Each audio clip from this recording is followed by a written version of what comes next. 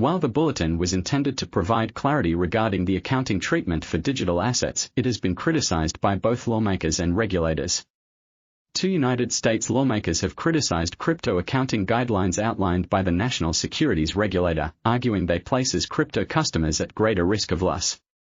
The guidelines came from the United States Securities and Exchange Commission and became effective in April last year.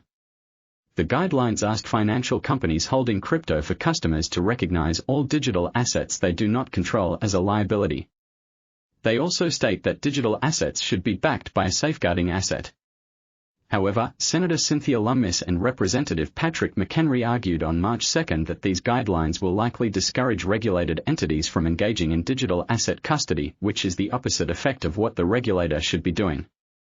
In a letter to ranking individuals with the Federal Reserve System, the Office of the Comptroller of the Currency, the Federal Deposit Insurance Corporation, and the National Credit Union Administration, the lawmakers argued that while Staff Accounting Bulletin (SAB) 121 was intended to provide clarity on accounting treatment for digital assets, it carried negative side effects.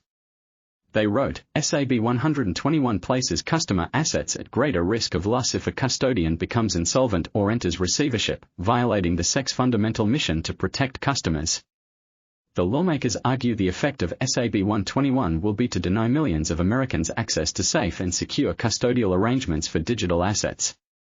The lawmakers also disagreed with the breadth of the digital asset definition in SAB 121, arguing that a more nuanced hierarchy for this asset class which considers the opportunities and risks of digital assets with different functions is necessary.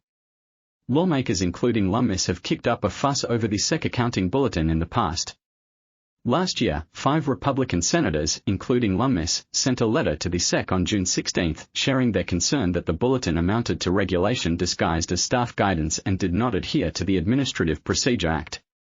SEC Commissioner Hester Peirce shared similar concerns on March 31, soon after the bulletin was released, noting it was the way the change is being made rather than the accounting determination itself she took issue with. She characterized the change as yet another manifestation of the Securities and Exchange Commission's scattershot and inefficient approach to crypto.